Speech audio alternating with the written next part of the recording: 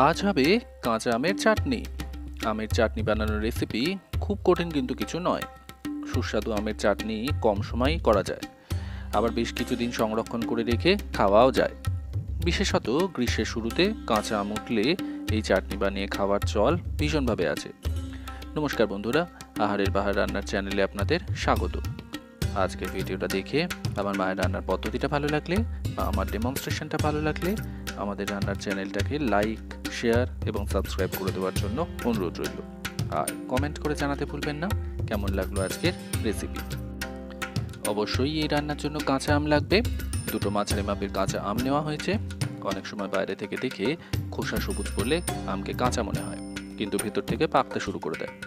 সেটা বোঝার জন্য আম কেনার সময় বা গাছ থেকে পাড়ার সময় টিপে দেখে নেবেন। নরম ভাব লাগলে বুঝতে হবে পাকতে শুরু করেছে। কাঁচা আমের খোসা ছাড়িয়ে তার নরম বীজটা বাদ দিয়ে টুকরো করে নিতে হবে। সরু করে লম্বা লম্বি টুকরো করেও দিতে পারেন, আবার সেই লম্বা অংশটাকে মাঝখান থেকে টুকরো করে অর্ধেক করেও দেওয়া যেতে পারে। কে কেমন দেবেন সেটা নিজস্ব ব্যাপার। আম টুকরো করে জলে ডুবিয়ে 15-20 মিনিট মতো রেখে দিয়ে তারপর জল থেকে তুলে নিয়ে ভালো করে জল ছড়িয়ে রান্না করতে হবে। রান্না করার জন্য একটা কড়াকে আঁচে বসিয়ে তার মধ্যে নিতে হবে সামান্য 2 টেবিল চামচ সর্ষের তেল। তেলটা খুব গরম হয়ে ওঠার আগে দিতে হবে গোটা মশলা ফোড়ন। হাফ চা চামচ 5 ফোড়ন লাগবে, আর দিতে হবে একটা শুকনো লঙ্কা। চাইলে শুকনো লঙ্কাটাকে মাঝখান থেকে চিরেও দিতে পারে।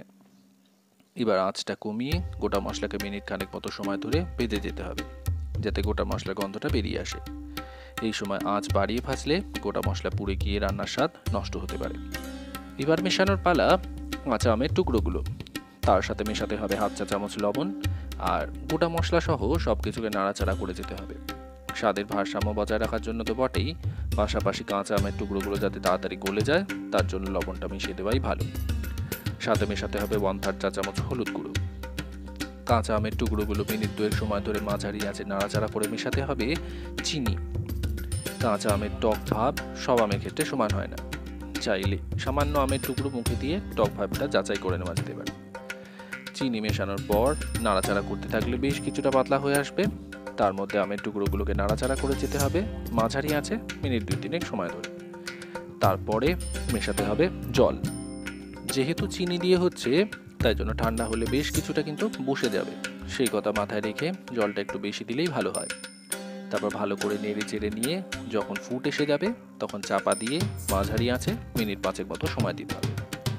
যদি কেউ ভাবেন আম খুব টক আর আপনি টক কম খান, তাহলে কাঁচা আমের টুকরোগুলোকে জলে দিয়ে সামান্য লবণ মিশিয়ে মিনিট খানেক মতো ফুটিয়ে নিলে আমের টক ভাব কিন্তু অনেকটা কেটে যায়। ঢাকা খোলার পরে কিশমিশ, কাজু বাদাম আর আমসত্ত্বটা মেশাতে হবে, তবে এটা কিন্তু অপশনাল, শুধুমাত্র এই রান্নার আকর্ষণীয়তা বাড়ানোর জন্য দেওয়া যেতে পারে। তারপরে সবটা একবার ভালো করে উপর নিচ মিশিয়ে নিয়ে আঁচ কমিয়ে দিয়ে আবার একবার চাপা দিয়ে ফোটাতে হবে। এক্ষেত্রে মিনিট 3 মতো সময় দিতে হবে। মিনিট 3 ফোটানোর পরে আঁচ বন্ধ করে দিতে হবে। একে এমনকি এয়ারটাইট কন্টেনারে রেখে 10-15 দিন পর্যন্ত খাওয়া যেতে পারে, তবে অবশ্যই একে রেফ্রিজারেটরে রেখে দিতে হবে এবং খাওয়ার ঘন্টাখানেক মতো আগে ফ্রিজ থেকে বের করে পরিবেশন করা যেতে পারে। ভাতের সাথে শেষ পাতে অনায়াসে একে সার্ভ করা যায়। আর গরমের শুরুর দিকে যখন কাঁচা আম থাকে তখনই বানানো যেতে পারে। আম পাকতে শুরু করলে কিন্তু এই চাটনি ভালো লাগবে না। কমেন্ট করে জানাতে ভুলবেন না কেমন লাগলো আজকের রেসিপি কাঁচা আমের চাটনি।